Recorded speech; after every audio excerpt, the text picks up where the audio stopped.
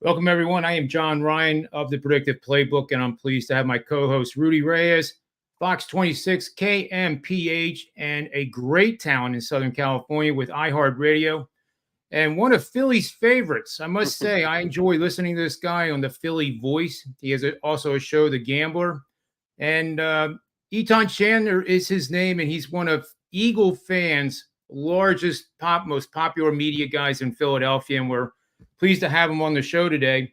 Welcome aboard, guys. I'm just going to do a quick rundown here of the season so far because, the Circa Survivor has been a disaster. I actually still have 2 entries. Don't tell anybody because I don't want any phone calls, but we're down to like 300 entries.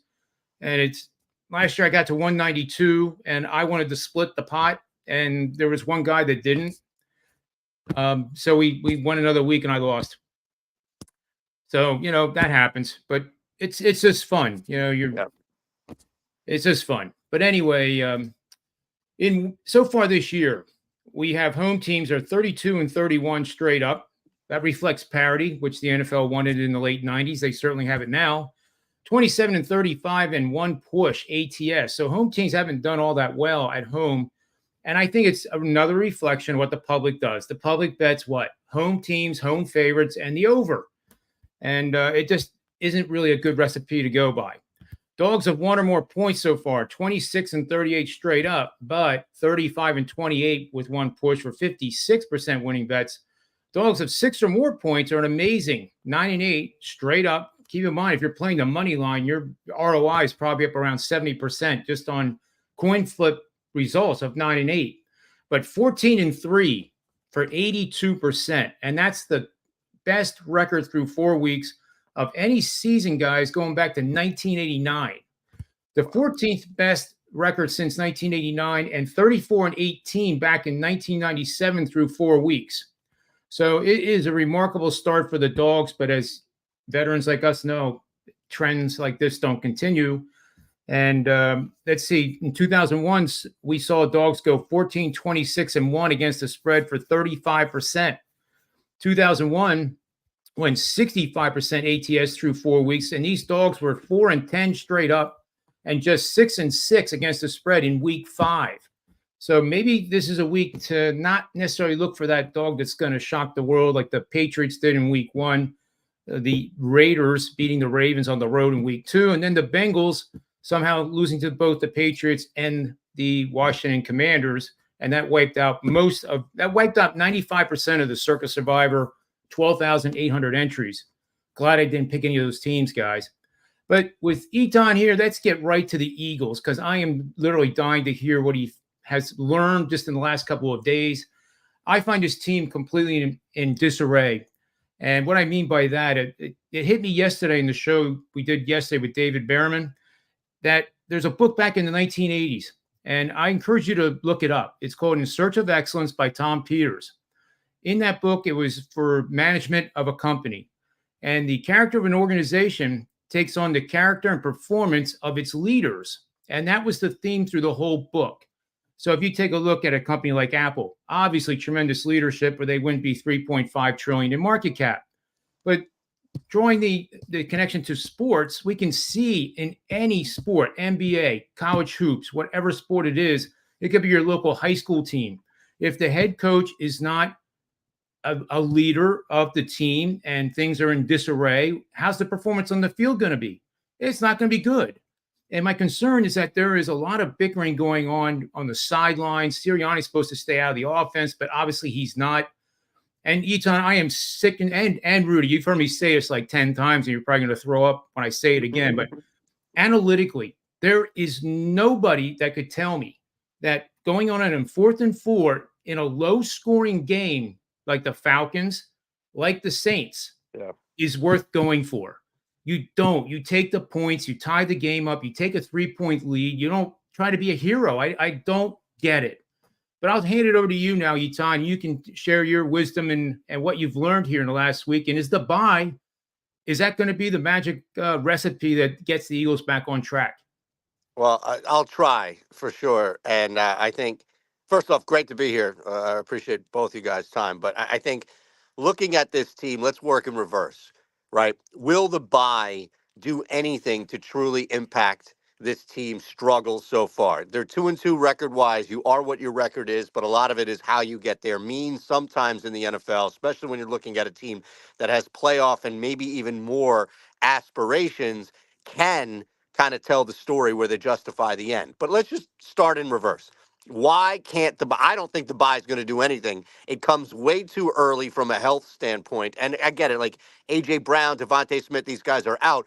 But that's what happens with early injuries, right? You still would rather collectively as a team have your bye. If you're looking at playoffs and possibly even more, you want your bye later in the year because more people collectively can benefit from having the time off. But that's like the fourth or fifth reason why the bye won't work. The biggest reason is because these are fundamentally deep rooted issues that are tearing apart this football team. You mentioned that Nick Sirianni can't stay out of the offense. What is the offense? This is not Kellen Moore's offense, right? When you look at this offense on the field, it's not resembling what we've seen Kellen Moore run. We also know that Nick Sirianni is like not supposed to be there, passenger seat, all these other nonsensical analogies. So the reality is that you've got a head coach who is standing over and every now and again, and I mean like throughout a game, meddling in either play call or what to do on a certain down.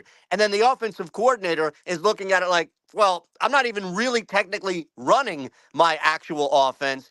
And then on the other side, and this goes back to what you were talking about with taking points, you've got Vic Fangio, who in multiple games gave up few points and yet still is on the hook for a loss because in the NFL, you can't keep giving your defense bad field position off bad decisions and expect them to save you. That's not how an effective offensive-minded head coach works. So just looking at the big picture here, this team is not a bye away. This is not a couple of little tweaks, if you will, that's going to fix this team. There are some deep-rooted coaching and managerial issues that I don't think go away.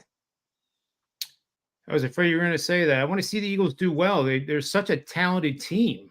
That's what's mind-blowing about this. Rudy, I'll give you a little bit of data here too before we turn it over to you. The Eagles are 3-7, 2-8 against the spread over the last 10 games. So, we really maybe overvalued them perhaps in the beginning of the season, thinking that this is a Super Bowl contender. After all, you look at the roster, you would immediately say they are. Teams coming off the bye. This will be for the game that they're playing at home against Cleveland. That have won 3 of their previous 10 games, overlapping seasons, obviously, and covered in 3 or fewer of those games over their last 10, playing at home and priced between the threes, meaning a 3-point favorite to a 3-point underdog, and not facing a conference foe, have gone 18-19 straight up. That's not good news. And 14-22 for 37% against the spread. The Eagles the good news, though, is going over the rest of the season, the Eagles will not face one opponent that is coming off their bye week this season. That is a big advantage and should help them at least be a game or two above 500. How do you see this, Rudy? There's a lot of issues that I see with the Philadelphia Eagles, and forgive me for my for my crunchiness here going on. There's a lot of issues. You sound like you're from South Philly, I think. It sounds pretty cool. Instead of Los Angeles. Darker than that, forget about it. I have to go to Shander on this one. There are deeper-seated issues in what we see on the surface. They were completely thrashed by Tampa Bay. Let's just be honest. 33-16. You don't lose in a game like that against a team that I won't say they weren't any good, but as far as the expectations of what we had for Tampa Bay was, let's get back to the NFC, South title. And that's currently where they're at right now. I mean, they're certainly trending that way, and the Bucs are 3-0 within the conference and looking to reach the playoff bracket 5 years running. So it's not as if they weren't against a formidable foe in the Philadelphia Eagles. The problem is that the Falcons, a 2-2 record with a 2-0 conference and one in the division, and certainly looking to get back in the playoffs as they haven't been since 2017. There's a lot of issues within, and I've heard about this between Roseman, between coaching, that there was a mediator that was fundamentally put in position to help kind of make sense of what management was trying to convey to head coaches, and the intermediary was the one who helped them win that what I call the Philly special Super Bowl, right? And it wasn't even an a la carte situation.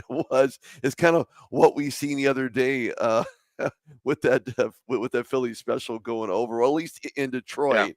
We Yeah. call that the Detroit special, Jared Goff in the left part of the end zone. So, there's a lot of issues from a scoring perspective. And no, a bye week is not going to help them. This is not a one size fits all, a one cure situation in Philadelphia. I think it's a lot more deeper than that. And of course, Shander certainly has more of a heartbeat on it than I do. But the Bucks are at least from a Falcons versus Bucks situation, they're 3-1 against the spread this season. The Falcons are 1-3 in ATS to the 4 within the first 4 weeks. So I mean, there's a lot of reasons to like what both of these teams are doing, and they both won their last games were against Philadelphia. So I can't say that Philly's on its way through. Like the bye week's going to be the one size fits all, or they're going to have the curate all set in stone. So I just don't know how they're going to get this back on track. But if I was a Philly fan, I'm a fan of the team on the opposite end of the state. But if I was a Philly fan, I'd be a little bit worried about who's going to call the plays. Is it Kellen Moore? Is it Nick Sirianni? Should you get Fangio involved in the offense? I mean, who's really going to be the head cheese in order to make those calls executable, and who's going to be able to get that done? Because right now they just don't look very good. I can't get the audio back. We can hear you. Your mic is muted. So I look at this game, I look at the Eagles, and I think to myself, man, this is something to really kind of sink your teeth into if you're a fan, because you don't like what's going on. Nobody likes what's going on. I don't even like what's going on, and I'm not even a fan, because if it happened within the organization, the team that I was rooting for, it's an ugly scene. It's an ugly scene. And I think, Shander, your mute is on. That's probably why we can't hear you. Yep. There you go. There you No, go. I got you. Yeah. I was just letting you go, Yeah. Rudy. I'm sorry. Oh, I appreciate you. It was great. Yeah. No, I think a lot of this is not anything under any layer, right? Like there's no onion with this football team. I think if you're in LA, if you're in Philly, if you're in Taiwan, or if you're in Brazil or anywhere else on the planet, it's all the same. This is nothing is under wraps, or there's some sort of secret back and forth going on with, like, this is pretty obvious. You see it on the field, and I think you nailed it, Rudy. Like, this is transferring over to not just speculation, but it's hard to come up with any other reason why this team is struggling, at least fundamentally. They can't tackle. They can't hold on to the football. All these things that are just built in. It's effort. You had guys making business decisions in the second quarter of a football game because they were down so much and it was 105 degrees. I mean, that's inexcusable. I can't agree more. Can't agree more. It's back to the book, In Search of Excellence. The leadership has got to get it together first and have it trickle down then to the players, so the players know who's driving the car. Like right now we have 2 or 3 guys driving the offense. And in my preseason report I did on the Eagles, I really felt strongly that they were going to average possibly 34, 35 points a game. And the defense didn't matter. They were going to simply outscore them. And that was going to be it. And that's how they were going to function and get to the playoffs and maybe even the Super Bowl. But now it's really bad because the offense is barely able to score 17 points. So they got a short period of time to figure it out. But I know for a fact I am not going to be on them at all. And if anything, I would continue to bet the team total points under until proven wrong. It's going to be inflated because everybody and their brother is going to think it's going to be bounce back time for the Eagles coming off the bye. And Sirianni is pretty good off the bye, but that was when things were well. That was when they were 11-1. Those buys don't really count now. I think you just take that stat and throw it away. But it'll be interesting to see. I think the one thing as a therapist, if I was a therapist, I would tell Eagle fans to enjoy the Phillies and then check in 4 weeks and see where the Eagles are and not get, completely stressed out of your gourd on every single play and every fourth down you're waiting for the chart to come out. And I would love to be able to be on the field and just rip it up and take it out of his hands and say, use your gut feel. You're a head coach because you had feel for the game flow before. Use it. Don't use the analytics all the time. Oh, see, I'm getting upset now, Rudy. Anyway, let's go to this is a slide I did for the Bucks game tonight against the Falcons. I'm not a big fan of the Falcons. I know there's a lot of smart people out there that think they'll be a contender to get to the NFC championship game potentially. But tonight, I think the Bucks are the team. They're coming off that easy coast to coast win against the Eagles, and there's a little system here. You're going to bet on dogs of 4.5 or fewer points. The favorite had at least one turnover in their previous game, and the game is a divisional showdown. The previous matchup, our dog won the game and converted first downs on 20% or more of their plays. I hope that last part makes sense.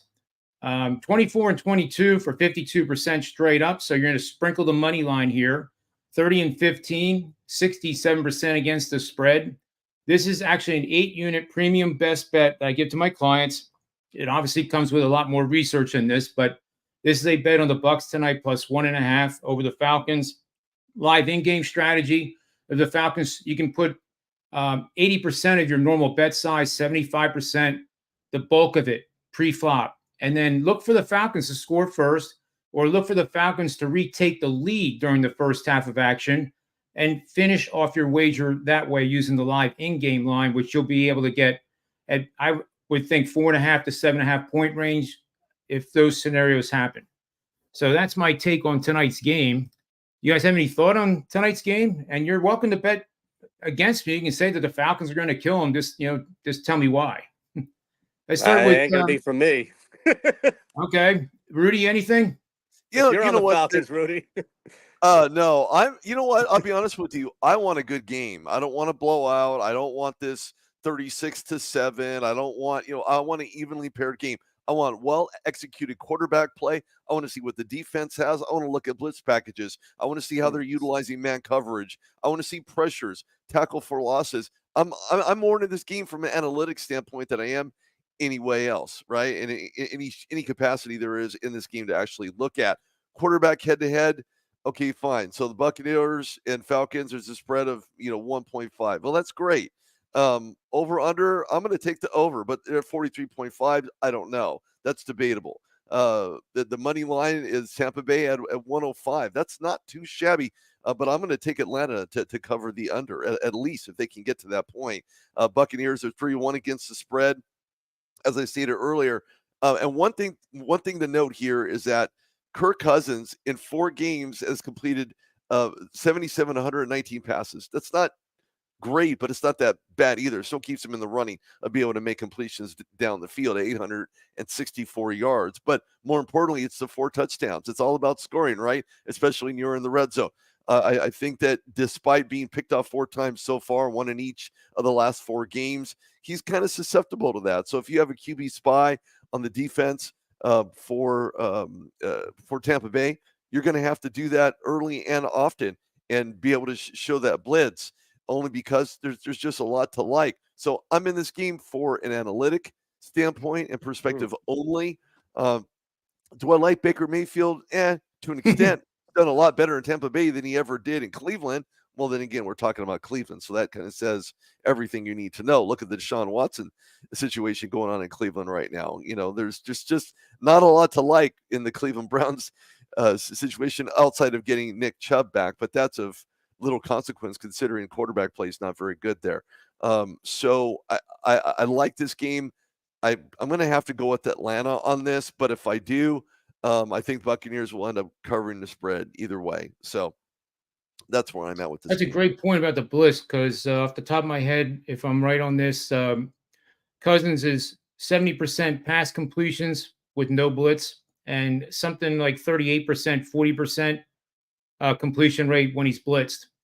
So I think you're going to see the Bucs bring a truckload. They might blitz on 50% of the plays, which puts them at risk. But obviously, if you get in his face, it's hard for anybody to throw a ball when you got a 280-pound human being looking to destroy you.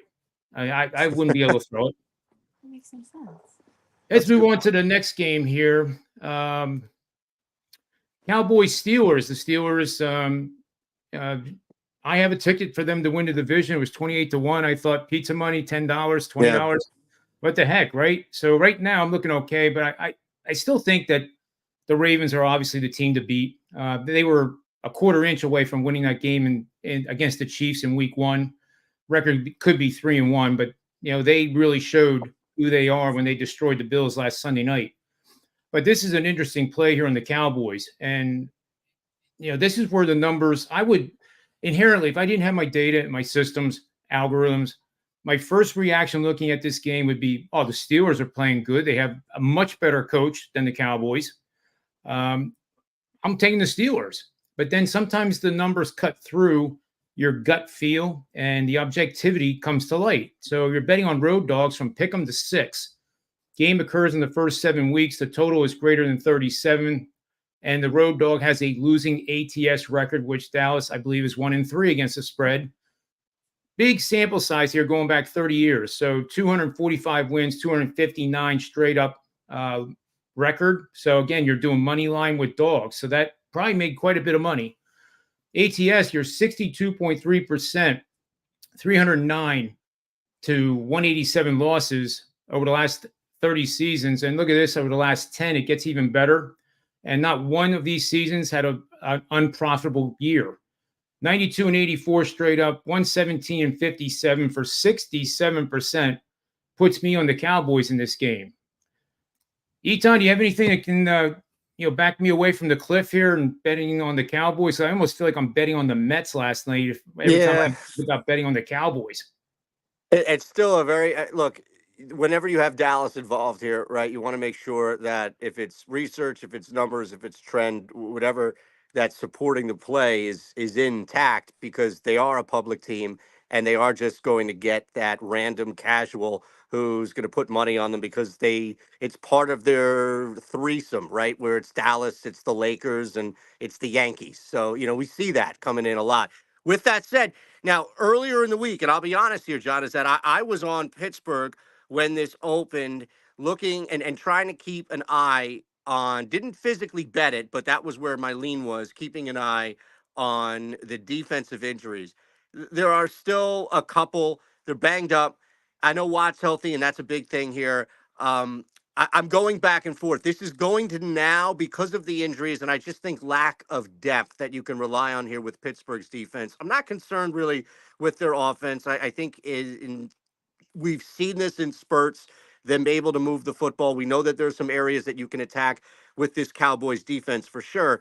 But I think it's becoming more and more of a stay away from me, only because my side initially has been hurt by an area that I don't want to mess with, and that's injury. And again, Watt's out there, I understand, but you've got some guys around him that are banged up, Highsmith and Benton, right? Highsmith's out. So I think looking at this big picture for me, I'm going to stay away from it. But where I get caught up on Dallas is, and again, this is not the initial line, because a lot of that is just set from data that we have available, and the books are trying to put something out that will bet. I get it, but it's also anything extra. Where does the point and a half come from? And that's with the public interest. I wonder how overvalued Dallas is this year. And look, I know, let me cover up my Eagles little thing insignia here, right? I'm not trying to say that the Eagles are going to win the Super Bowl or any other nonsense attached to it. This is not an anti-Dallas because I'm in Philly take. But look, the Cowboys and Eagles were expected to go hand in hand, neck and neck for this division. And clearly there have been some stumbles on each part. You mentioned McCarthy, the coaching issues that they've had, and clearly as hot as his seat gets, that's what happens when a maniac is running your football team, or at least the perception of which. There's a lot of pressure. Dak, these guys were feeling it last week. Come out, get off the bandwagon. This is a tight football team. I would love to lean your way, John, but I'm not fading this by any means. If I were to physically have to bet it today, Thursday, October 3rd, I would lean Cowboys. But I'm going to stay away because my initial lean was the Steelers, and now it's just kind of moved it to a stay away here. I'm going to watch this game, and hopefully I was wrong and you were right, because I'll be rooting for you now that I don't have any money on the other side of it. Well, it'll be interesting to see if I actually make this an official play, but the data says to do that. But you're right with the handicapping process. There come times where, do I really want to put my money and encourage my clients to put their money on a coach that is a maniac. It's a really dysfunctional situation in Dallas for years now. And it's very similar to the whole story in Philly with a couple of variations on it. But would you rather put your money on that, or rather put your money on a coach that has been around forever, should be held in higher regard than he is, has never had a losing season, and has his team playing in all cylinders right now? And that defense is the reason why I took that shot on that ticket to win the division. I figured, look, they're going to be in every single game because of that defense, no matter what, no matter who they play. That defense is going to keep them in the game. So we'll have to see. But I'm starting to have second thoughts. Rudy, can you help us on this? Well, I'll be honest with you. The Steelers are going to host the Dallas Cowboys. First of all, this is the Steelers' second home game. And thirdly, the Cowboys can't stop a sink from leaking. So there's a lot of issues, especially with Micah Parsons and the questionable ankle that he's going to maybe limp in at this game with. It's hard to say whether or not he's going to even start, maybe come off the bench for that matter. We don't really know. But at this juncture, things aren't really good in Dallas, as everybody else knows. And it's not a big surprise or a secret. But, the play against the New York Giants, look, they're the Giants. Everybody thought the Giants weren't going to really do a whole lot of anything. And, well, they end up still not doing anything because the Cowboys, as odd or lopsided score as that was, the Cowboys get the win, and it's against the NFC East rival. So, to get to 500 at this point for Mike McCarthy and crew is probably more of a blessing than they think. And, of course, you look at the other side of the ball. Steelers weren't very good in stopping the run. They couldn't stop anything to save their life. And, of course, now that Joe Flacco being back in the league and very formidable foe against, well, the Steelers, and doomed to hand them a loss against, those said Colts. So it was the worst defensive outing I've seen from Pittsburgh, an ultimate collapse, at least in that game, without Alex Highsmith, without Benton, and without, you have TJ Watt on the exterior, on the outside, and you have Cam Hayward right in the middle. So, there's a lot of moving and linebacker rotation in order to make this Steelers defense work. And I think it's really going to boil down to who's going to own the line of scrimmage and how often are you going to stick your team outside of the red zone for any type of opportunity to kick a field goal to help win this game. Now, it's kind of short because Najee Harris been at best. I like what they're doing, switching it up between Patterson. And, of course, Warren's been out, so we don't know if he's going to be a game-time decision. So it's basically who's going to be able to stop the toilet from running. And I think the Steelers will end up getting their running game with a little bit more production off the line with Justin Fields under center. Whether or not Mike Tomlin wants to admit it or say that moving forward, Justin Fields is a starting quarterback, I think they have a better chance with Justin Fields. And he's done great things since he's been there. I'm not going to say fabulous or lead them to the Super Bowl, any of that nonsensical garbage. But when it comes to where the Steeler defense is, or at least where they should be, I think they're exactly where people did not expect them to be. They didn't expect them to be 3-1 and lead the division, as you stated. And, of course, I figured that, hey, what the hell? They may as well put the Steelers in that conversation. They get no love from national media. They get no love from NFL Network. They get no love from anybody saying, well, they didn't deserve to be here, or they just don't get talked about at all. So it doesn't really surprise me. And of course, you won't hear anything about the Steelers at the opposite end of Pennsylvania. But when you look at where the Eagles should be, they should be where the Steelers are right now, leading their division, but they're not. So there's a lot of things to really look at. Maybe the Steelers could send them a pierogi in exchange for a Philly cheesesteak. Maybe that'll help change their mind and get them on the same page to help correct the problems that are ailing the Eagles in their locker room and or in the upper management. It's great stuff, Rudy. It reminded me of an article I penned last year about the Super Bowl. And did you know in the next season following a Super Bowl, one of the two participants in that Super Bowl at a very high percentage does not make the playoffs? I would have to say that would lean the 49ers the way they're looking right now. I mean, granted, they beat the Patriots, but as fond as I am of that team, and that's quietly said because I live in the Philadelphia area, I don't think the 49ers have it going right now. It's a long season. Maybe they get healthy and they get their act together, but I've always found that incredibly interesting. And to take it one step further, every year I look at teams that did not make the playoffs as potential teams to make the playoffs in the current season. And, you can't say enough things about Tomlinson. I mean, he is just incredible. Never a losing season. Should be held up there on the statue with next to Belichick and Lombardi and those guys, And if you don't like Belichick, tough. But he won 6 Super Bowls and a couple with the Giants when he was an assistant. Legendary stuff. Anyway, let's move on to the last game with the time we have remaining here, and I think this is the slide for it. Yep. Our first London game. At least it's not in Brazil. Yeah, that's why the Eagles aren't doing all that good. They're still suffering from that 9-hour flight, and this is an excuse. Right. It's an excuse. Brazil hangover. Let's see. Vikings versus Jets. The Vikings are definitely a great story. The Jets, I don't know yet.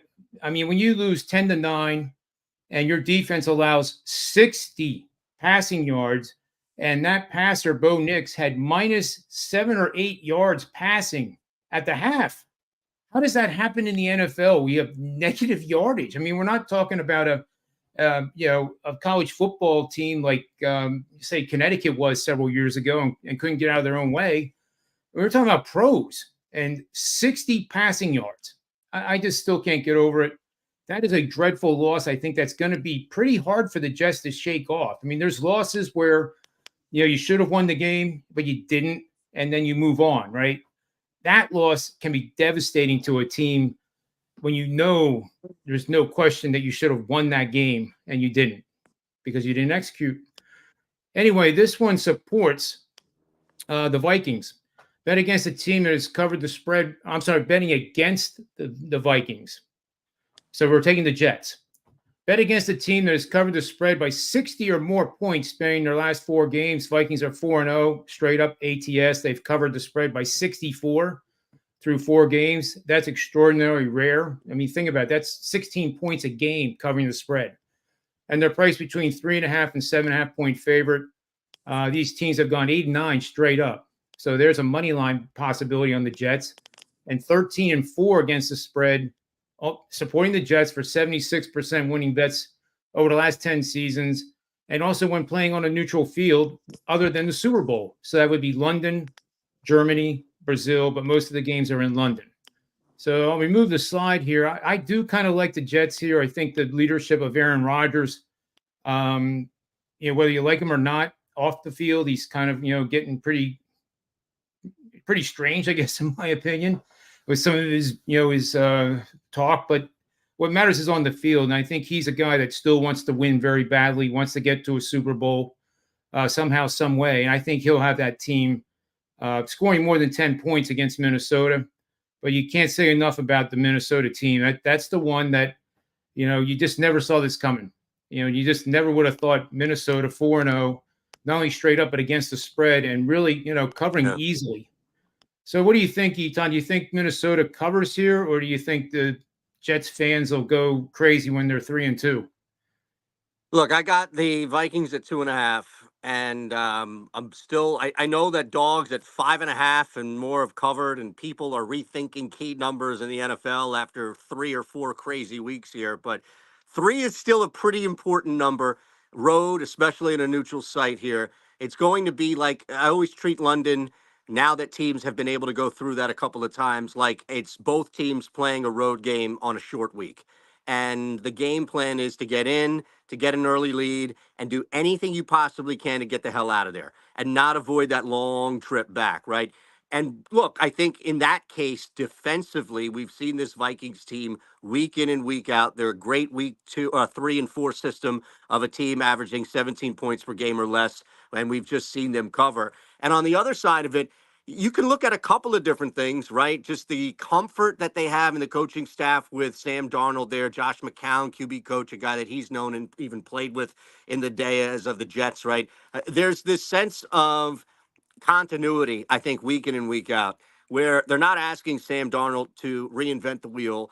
Aaron Jones, the running game, involved in the passing game. You have a dynamic piece, pardon me, that is just so difficult, really impossible, if you will, to duplicate in Justin Jefferson, that opens things up. But really, it's defensively for me. That's what I'm focusing on. I would look at a lower score game in which, again, the Vikings are up, probably comes down to a field goal, probably going to see a couple of bad plays on both sides just to shake off this London game, or maybe it's simply just a lower scoring game. And also, if in fact Minnesota does have to come back and there is either a backdoor win or even cover in this case as a favorite, I'm confident when you have someone like Jefferson and you're involving Jones in the passing game and you're not asking Sam Darnold to simply drop back every time and throw the ball 40 yards in the air. I like the Vikings at that number at -2.5. Awesome stuff. I love it. Rudy, are you with us or against us? You know, I'm going to start this by saying this. Sam Darnold was a guy that the Jets originally drafted to be their heir apparent and didn't work that way. Why? Because, well, they're the Jets. Like the Cleveland Browns, they've had way too many starting quarterbacks historically and haven't really found a way to make someone stick, right? You can throw something at the wall, but expect the right outcome. Well, it wasn't the case. So fast forwarding now that you have Aaron Rodgers, of course, they'd given up the farm in order to acquire him, coming and fresh off an ACL. He doesn't look like the same quarterback. He doesn't look as if he can step into the throw. Everything that he's done has been very quick passes, short passes, nothing that says, well, you know what, he's going to be able to get it down the field when he needs to. Yeah, he has for the most part, but he's missed more often than he actually has made it, especially in 10, 15 or 20 yards from the line of scrimmage. So it doesn't make me believe that when you look at Aaron Rodgers, he's able to really get that deep ball out there.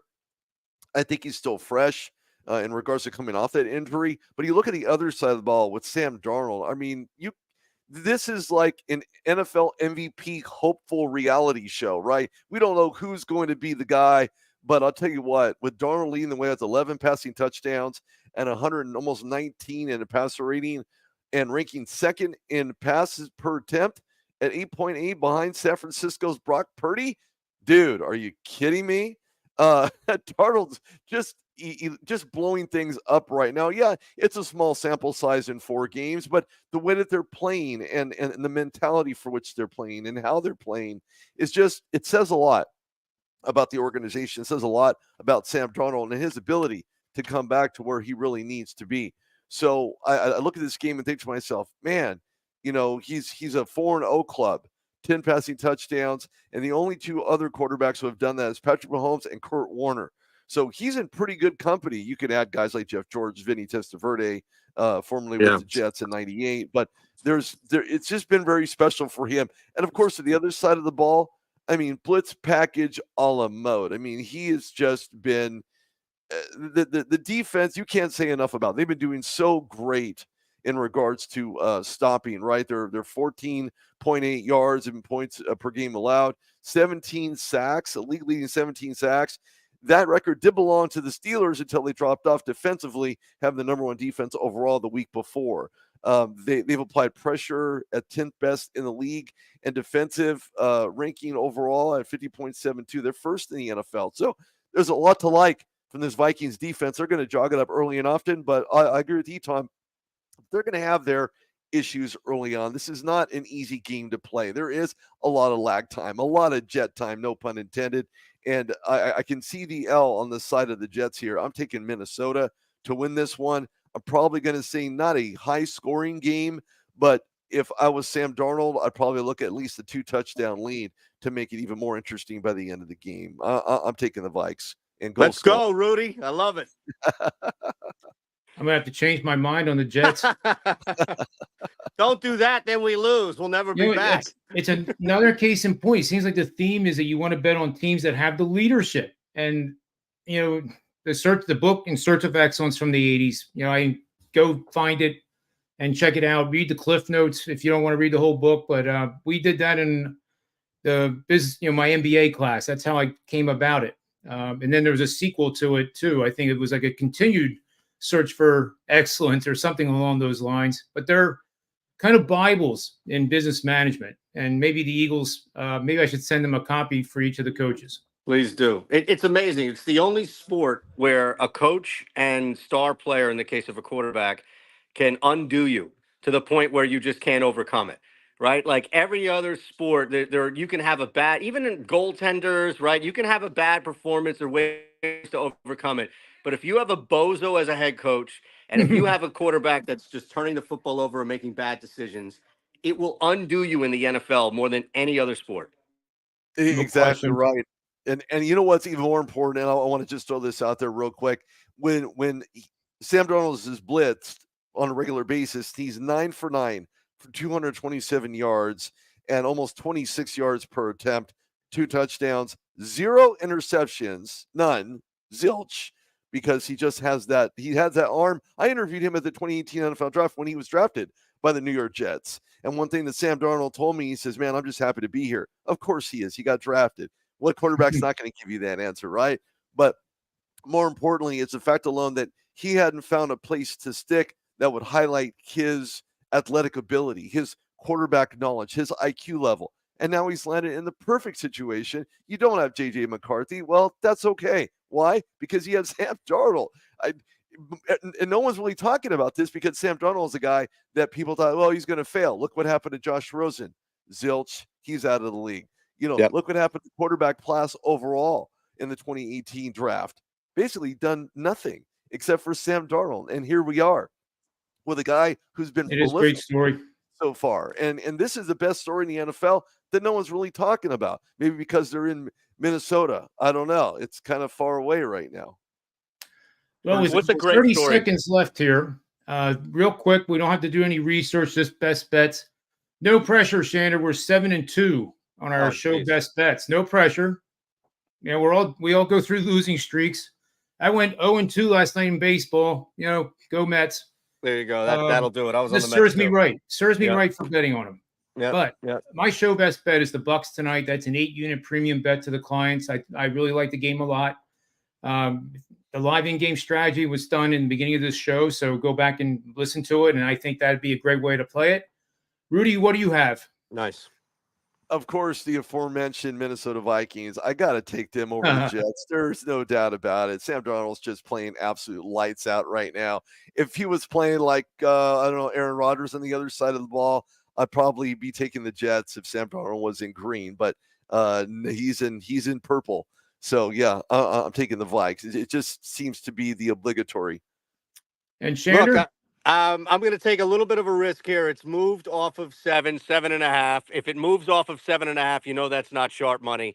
But I'm going to take the hook here with Arizona. You mentioned San Francisco, the struggles that they've had. Just look at all of the issues they're dealing with defensively. This is as we all know, division game. At 7.5, Arizona, I think, becomes super appealing. I'm not playing it at 7, but the good news is that like 4 or 5 books out there have already moved to 7.5.